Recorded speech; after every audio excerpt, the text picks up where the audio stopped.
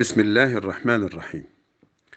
میں سمجھتا ہوں کہ علامہ محمد اقبال صرف پاکستانی ہی نہیں بلکہ تمام امت مسلمہ کے شاعر ہیں، اور آج کل کے دور میں جب کہ مسلمان ایک گمشدہ قوم کی طرح ہو کر رہ گئے ہیں، اقبال اور کلام اقبال کی زیادہ ضرورت ہے۔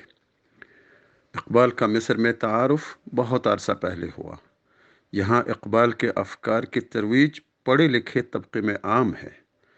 مصری یونیورسٹیوں میں اردو ڈپارٹمنٹس میں کلام اقبال پڑھایا جاتا ہے، اور اس پر مختلف تحقیقی کام بھی ہو چکا ہے اور ہو رہا ہے۔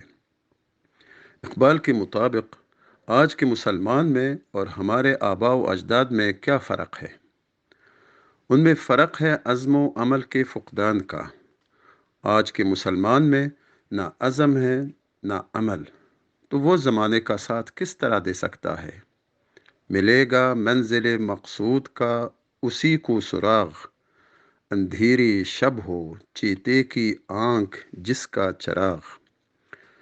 اقبال مایوسی و نا امیدی کے خلاف جہاد کرنے اور عزم و عمل کی سعی پر زور دیتے ہیں۔ وہ خود پوری زندگی اسی پر عمل پیرا رہے اور یاس و نا امیدی کو مشکلات و موانع کے باوجود قریب نہ آنے دیا، اور پھر قوم کو بھی ہمیشہ اسی چیز کی تعلیم دی۔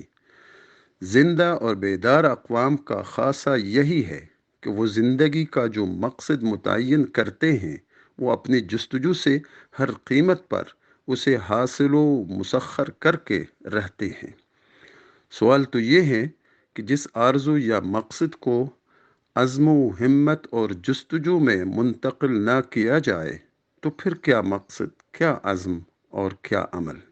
پھر مسلمان اپنے مقصد تک نہیں پہنچ سکے گا، ہر وقت دوسروں کے ہاتھ کی طرف دیکھے گا کہ کب مدد کو آگے بڑھتا ہے۔ ڈاکٹر ابراہیم محمد ابراہیم، استاد شعبہ اردو، الازہر یونیورسٹی، قاہرہ، مصر۔